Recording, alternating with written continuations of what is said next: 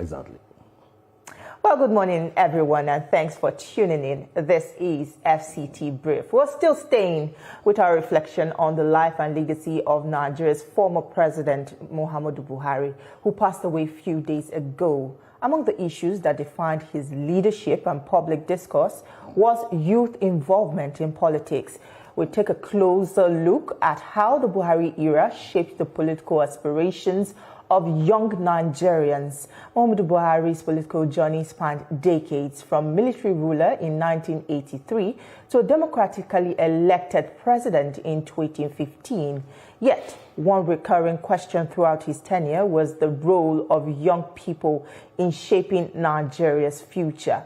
During his presidency, Buhari signed the historic Not Too Young to Run bill in 2018, a law that lowered the age requirement for elective positions. The move was widely celebrated as a major milestone for youth political inclusion. The law sparked a surge in youth participation, with more young candidates contesting local and national elections.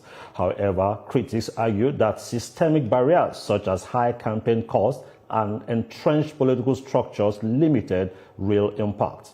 Political analysts note that while President Buhari opened the door for youth involvement, translating inclusion into actual power remains an unfinished task. As the nation mounts a former president, his legacy on youth engagement in politics stands as a reminder of both progress made and challenges ahead. While President Buhari's era witnessed a legislative breakthrough for young Nigerians, the journey toward meaningful political representation continues. For more on this development, let's bring in an APC youth advocate, Cmr Jijiwa, who is live in the studio with us. Nice to have you join us. Thank you for having me. Okay, let's go this way. The late President Muhammadu Buhari is said to have this cult followership, especially among the young, the youth and the talakawas. Now he is no more. What do you think will become of this political structure he has always carried with him, this young population? Well, first of all, we have to pay our condolences to his family, his supporters, and those people that are physically touched by his loss. But when we come to politics, I mean, the President Buhari was brought into power by young people. If you look at the 2015 election, youths were the people that stood up and said that this man had to take it. They're the ones that fought for him. They're the ones that pushed for him. I mean, they were not even ready to listen to anybody else.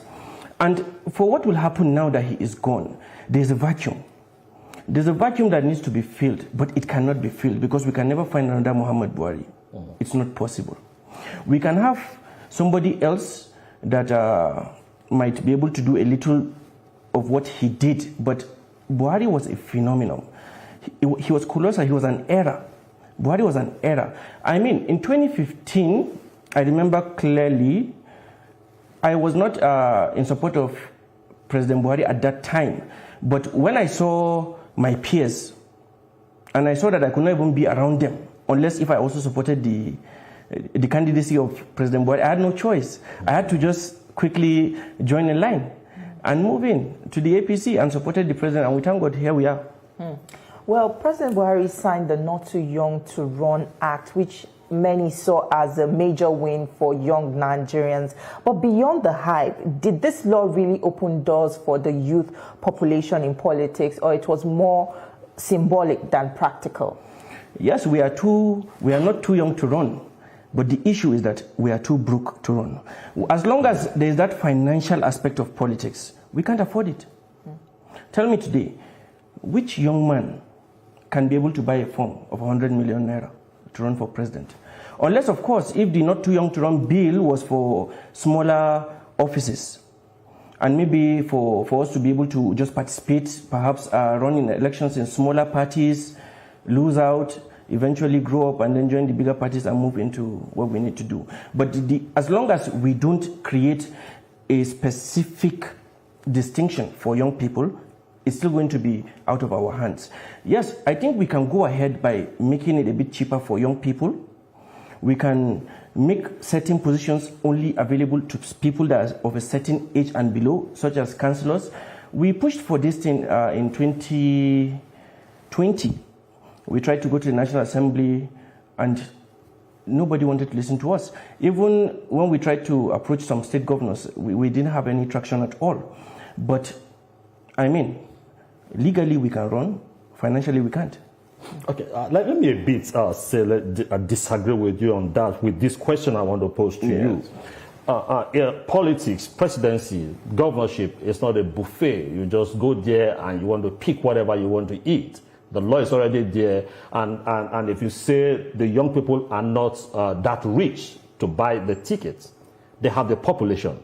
Can the young people also think about it now? If we cannot purchase the ticket, we can use our political strength, our numbers, to determine whoever purchases the ticket, whether he's qualified. We can use our votes to vote against such a person.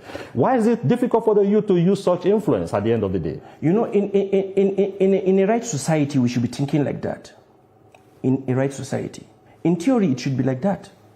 But the issue that we're having when it comes to the youth is that we have been marginalized and we have been divided into different political leanings. You see, everything in this country is politically related. And if it is not politically related, I'm sure it will definitely be politically appreciated. Because young people are unable to even come together and stay on a course for an extended amount of time and not lose control of that thing. So whose fault is that? Our fault. This is our fault. We need to do better. And maybe when we educate the youths more about their responsibilities when it comes to taking action, their responsibilities in choosing leaders, their responsibility in querying the person that comes and says he wants to lead them, perhaps at that time we can be able to move on. But as it is now, we cannot lie to ourselves. That is the truth. We are divided as young people. Today, I posted that I was coming here to speak, and other young people like me started attacking me because I support the president, because they don't support the president. So some people support somebody else and somebody else. So you see, we cannot all be in the same group. But our hope is that we can be able to educate more youths and drag them into our own beliefs, because we are not going to change our own beliefs. We are not going to change our own interests, because we believe in the role that we're playing. We believe in the people that we want to follow. We believe in the leadership that we have now, and we are hoping that we can be able to convince them too to believe in the same leadership, so that we can come in and be able to be united. You spoke about the youth being financially constrained and also being divided in terms of, pushing a cause. And back in 2018, former President Buhari also was quoted to say many Nigerian youths are lazy, a comment that sparked outrage at the time. Do you think that this showed him as being out of touch with the realities of the youth in terms of their hustle and bustle and their daily life? I know a lot of Nigerians, found it hard at that time, especially the youths, and you have just confirmed that. Now, that's a very, very serious issue, and that was a very, very serious statement, because a lot of youths took exception to that. They did not like it. But the way I saw it, I might not be in the same fold with other young people, is that the president was not directly connected to what the youths were really into. And it showed that he did not pay as much attention as he needed to pay for the youths, because the youths are not lazy. The youths are the engine block, the brain box of everything that is good in this country. When you go to the National Assembly, most of their legislative aides, those people that write things for them, they are young people. When you go into government, you can have a DG, but it's still a young person like me that goes and sits down and draws this thing up on a laptop and puts it together and do all these things and bring it for them to present it to the people. Everybody that has an office has a technical assistant. Most of them are youths. So the youths are not lazy. Perhaps at that time, we might not have understood what he said, or maybe he didn't understand what we meant. But we are not lazy. We took exception to that. But I mean, he's a human being. He can make mistakes, but I don't hold him for that. We forgive him for all that. Okay, for him to have made such a statement, he must have had his own reasons. And let's look at it this other way. If you look at the bill that has become an act, not too young to rule, and you see people that are leading some other political parties, a lot of them are young people. Yes. Now, instead of putting their strength together in some party that are bigger party and enforce changes through those parties, the youths are so comfortable to become the presidential candidate of a political party without the necessary ground soldiers that can help them win any election. So at the end of the day, don't you think, rather than go for political position, it's better we educate, the youth educate themselves how to really drive change through the legislation and through using their numbers? First of all, there's an issue that we need to solve. And the first issue is that, who is a youth? Let us even understand that first. When we understand who is a youth, then we can go into this one, because we don't know who is a youth. But I define a youth as a person that is in his productive years. That's how I see a youth. And yes, I said it earlier, youths can be presidential candidates, but that doesn't mean they can win. Because politics, at the end of the day, has to do with logistics, has to do with mobilization. How many young people have the funds or the resources to do so? There are not so many. Apart from that, politics, from what we have learned and what we have seen in the past, is that it takes time sometimes. You see, people build followings, build an ideology, and before you know it, they get somewhere. We have to be a bit patient. I, for one, I don't believe that somebody like me should be the president of this country. I am not ready.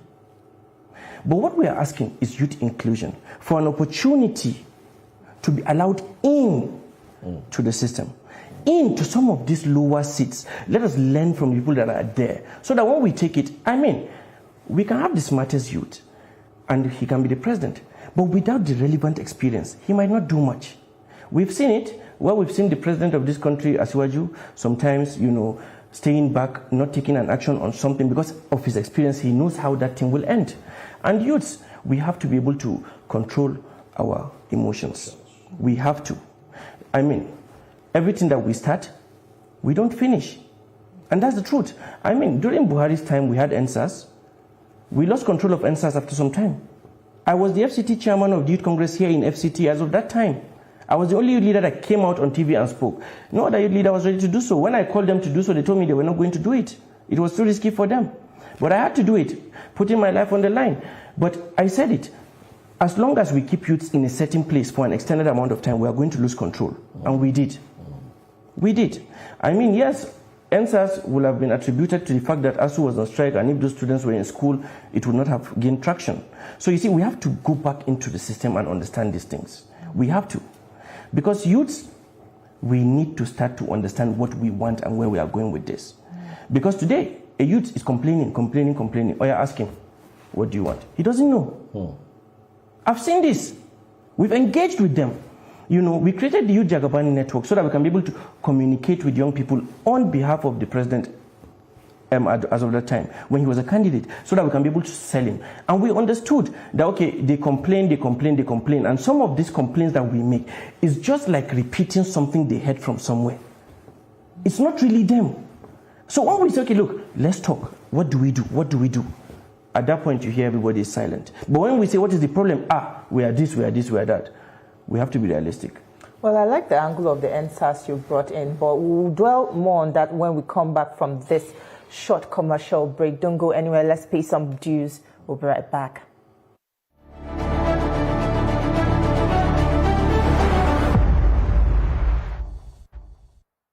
Our major currency unit is the Naira, while the minor unit is the Kobo. They are both in notes and coins. The Naira is more than just a medium of exchange. It bears the images of our heroes. So, stop abusing the Naira. It is a criminal offense to spray the Naira at events. Stop stepping on the Naira. It's not your enemy. Do not squeeze, ruffle, or write on the Naira. Handling the Naira with dirty or oily hands can deface the Naira. Love the Naira as you love yourself. Be a real Nigerian. This message was brought to you by the National Orientation Agency, NOA.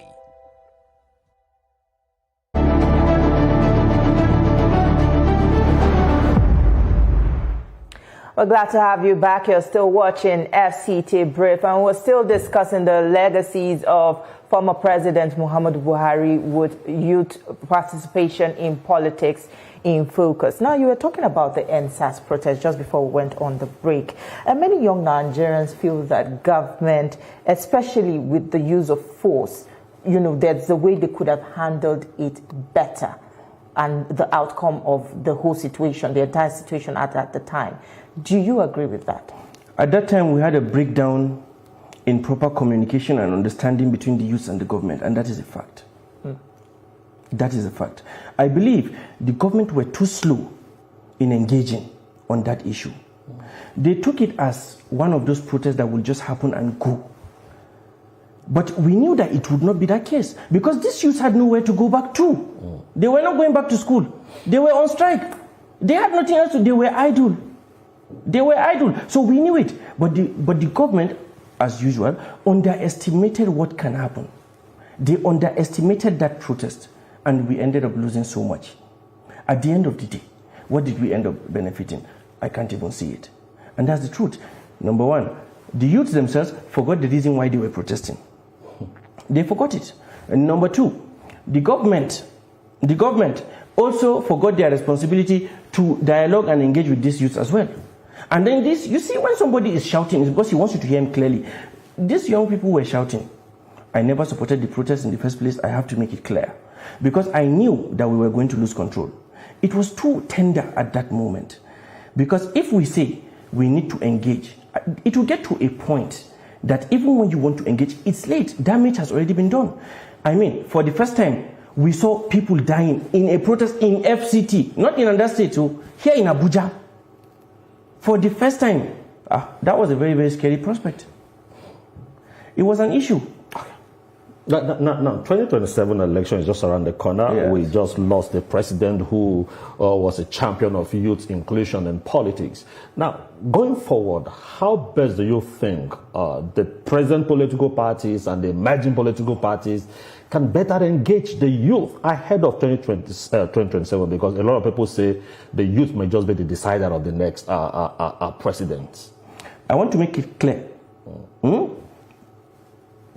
I am known as the youth Jagaban because I support somebody. I support Asiwaju Bola Tinubu, and I think he's doing a good job, and I want him to continue.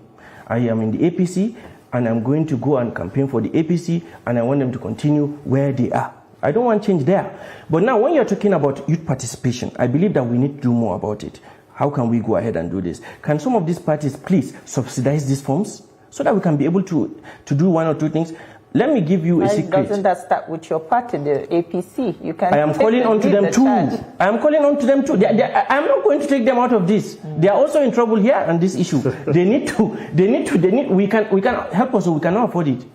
I beg. So what I'm saying to you is this: we need to do that if we want youth to actually feel like stakeholders in what they are going to do next. We have to do it. At this point, we have to. And let me give out an information, a secret that nobody might have known, except maybe a few people. I would say this. In the last election in 2023, I have to commend the ADC because they did a program called the Spartan program, right? Where they gave youths forms for free. I have to say, I was approached. I was given the party card. I think I still have it. It is in my room. I've not even written my name on it. I was also given a form. And that form, you pick what you want to run for and where you want to run for it for free. I remember clearly because my friend, Dumebi Kachuku, he might not be my friend now because I told him I'm not going to support him, I'm going to APC. But Dumebi Kachuku at that time was the person that said I needed to pick a form. He was a presidential aspirant as of that time. Another presidential aspirant at that time was Dr. Chike. Dr. Chike was the person that handed over the form to me, personally, for me to run, because they needed young people that, just to get the party up and running, let the party be popular, and they needed young people like me that has structure, that have, a few relationships and the people behind us and whatnot. They gave it to us for free. And I can assure you, if I wanted to run on that party, funding would have come. from the same presidential aspirant or presidential candidate, Dumebi Kachiko. Well, I couldn't do it. So now that the ADC, I believe that's what you're referring to, is that was that time. Now they are no longer on that same position. Well, they're now emerging as a strong political force now ahead of 2027. If you are approached again, do you think that you might reconsider? No, I will not reconsider. Also, you have not burnt your card. I'm telling you, I did not put my name or my picture on it. But it's there. That means it's still an open entry. You can affix it. I cannot. You know, I cannot insult. I cannot insult them because they are a party. You have to give them that regard. And I believe in one thing, right? As long as you are trying to participate in the political process, then you are doing something right. Because anybody, let me make this call out, because the problem that we're having with youth is that they are so disillusioned, they are not interested anymore. We have voter apathy when it comes to youth. They don't care. But I need to let them know, if you are not interested in politics, you have accepted to be ruled the way they want to be to rule you, basically. You have accepted it. You have surrendered. So stop complaining. Stop complaining. If you are not interested, stop complaining. But you have to be interested in your life, in the life of your family, your children, your parents, your country, everything. Because every single thing, I'm saying this, whether you are rich, whether you are poor, when insecurity comes, it will attack everybody. We need to understand. Okay.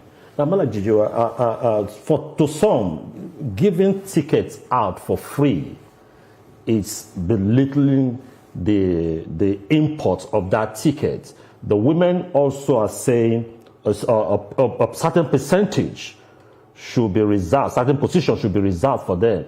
The youth are now asking for free ticket. Are we not reducing the import of our political parties and those positions when we begin to do such things? I'm with you. I believe what you're saying, because you have to add value. It has to have value. Those forms have to have value. So, if they don't have value, then it's not something you can take serious. I'm not saying that they should do it. I said, please subsidize it for us so that we will run. That's what I'm saying. If the party is not going to do it, we have individuals in every party that are financially buoyant, right? That can say, you know what, I'm going to pay for forms for young people between these age to age if they have so qualification to go ahead with it. We need that. Because without it, we can't even do anything. And that's the truth. Well, let's come back to the legacies of former President Muhammadu Buhari. Some people say he had good intentions, but people around him let him down. Can we really separate a leader from the actions of his team, or does the buck stop at his table? Okay, let me put it in perspective when it comes to the issue of President Buhari and this notion that people have, all right? There was, I think in 2022, early 2022, there was a book launch that was done in the State House by Dr. Hajusani. She's in the UNICEF now. At that time, she was the SSA Women Affairs and Admin to the President and the Chief of Staff to the First Lady. I was the admin of that book launch in the State House, Aisha Buhari zone. And from there, I started to understand some things. Number one, President Buhari is a special kind of human being that is honest, has integrity, and the problem is that he wants everybody to be like that and believes that everybody is like that. So when he trusts you and he gives you responsibility, he allows you because he feels that the way he is innocent in his heart, you will also be the same. And that is where the problem comes. And that's the truth about President Buhari. And the second notion of stating that Buhari did not know what was happening in Nigeria because he was covered by a cabal. This goes to show you how little people actually know about that man. Because a president has too much resources for him not to know what is happening. You are even giving a president an excuse by saying that he doesn't know. Let us accept that a president knows maybe he did not want to do anything about it, or he failed to do something about it. But that's taking responsibility. We cannot give them that excuse of saying that he didn't know. He didn't know what? He has too much resources not to know. Thirdly, people believe that he was controlled by a certain group of people, a cabal and whatnot. Anybody that knows President Buhari to be one of the most, if not stubborn people in this world, that a human being cannot control him easily. Any human being. So to me, I believe it was just packaged, that whole idea and whatnot was packaged to create an excuse for some lingering issues in the country that were not addressed, and that's it. That's it. But let us be factual. Let us be factual. A president has all the resources to know everything that is happening. Has all the resources to know everything that is happening. He's the president. The president was an army general. He is used to giving orders. He's not used to taking orders. Okay. Now, the capacity of the late president, like we said earlier, he has this cult followership, this about 12 million. Now he's no more. Who do you think will inherit this political structure of the late president, Buhari? I said earlier, we can never have another Buhari. And the closest person that we have that can be something close to that is Asiwaju Bola Ahmed Tinubu. After him, I cannot even pinpoint any other politician in this country that can say he has a cult following. Because I know Asiwaju had a cult following for years and years and years and years. In fact, he was a president before he was a president. That's the truth. So he had it. But apart from them, in this country, I don't think it will happen again. It's not possible. Because that man was different. So where goes the followers of it is open. It is in the market. Let's go. Let's get it. President Bola Tinubu has received commendation, especially for his loyalty to his friend, which is Muhammadu Buhari. Now that, with the current realities, we see a lot of agitation, especially from the youth against this same President Bola Tinubu. Do you think in 2027 there is a chance that he might get the support of the youth population? Not even that there's a chance. He already has it. He has it. It's won. It's over. I don't know what these people are doing in coalition. It's over. They are too late. It's over. It's over. I'm sorry. Next time, come back. But for this one, it's over. Why? What are your limitations? Let me break it down for you. Let me give you my reasons, especially with this opposition. Number one, we have a divided opposition. You can go ahead and say maybe APC are people behind it trying to destroy other parties. That's an opinion. But even if that is the case, it is their responsibility to do so. Number one. Number two, up till now, they still don't have a Buhari in them. When they did the merger in APC, already there was a Buhari and there was a Tinubu. Where is their Buhari and where is their Tinubu? The best that they have is Atiku Abubakar, who has a track record of growing election after election after election, and he always does well when it comes to it. But the only issue there now is that the Atiku Abubakar, where is he going to stand? And how are they going to divide it? Are we sure? Are we sure that he will even make it to the poll? And if he makes it to the poll, what backup is he going to have as his vice? Who will it be? Look, they have so much foundation to lay before they can even have a standing chance. Look at it. We have people that have been in government before, and now they are saying that they want to come back to government so that they will repair the country. It's all right. It's good. But at least let them accept the fact that they're the ones that spoiled it. Then we understand that, yes, they can repair it because they know what they did. If we do that, we believe in them.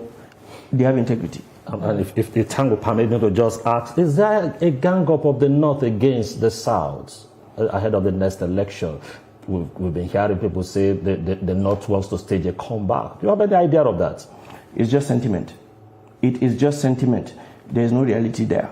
Of course, naturally, the North has always had a say in the governance of this country. Naturally, they have the population and they have the experience. They have all that, right? We understand it. But I believe that Asiwaju still has enough support in the North to be able to take this thing home. That's the truth. And this ideology that people are creating, saying that the North are against it. I'm a Northerner. I am a Northerner. Am I against him? The people I'm with, are they against him? It's just a motive so that they will tell people and stop others from supporting the man that we say they should support. Because they will tell them, don't even waste your time supporting Asiwaju, because the North will not even vote for him. That it is just propaganda. It is a propaganda. I'm telling you, we have it. Let me tell you what they are doing now. Now they have decided, they have created a program quietly. They are going to remove money and identify a large number of youths from every state in this country, give them certain money for them to create a podcast and a YouTube channel so that they will keep flooding the media space with any information that they choose to. I'm telling you, this is what they want to do now. This is what they want to do now. Well, and the problem with that is that propaganda, whether it is true or it is not. If you hear it from one source, you hear it from another source, you start to believe it. And look at what Donald Trump did. What he's doing by signing all those presidential orders, he is overflooding the scene. So that when you attack him on this particular order he does, he will be able to get away with this other one. And that's what they want to do now. Cmr Jijiwa, it was a pleasure speaking with you this morning. Quite an eye-opener to all your contributions this morning.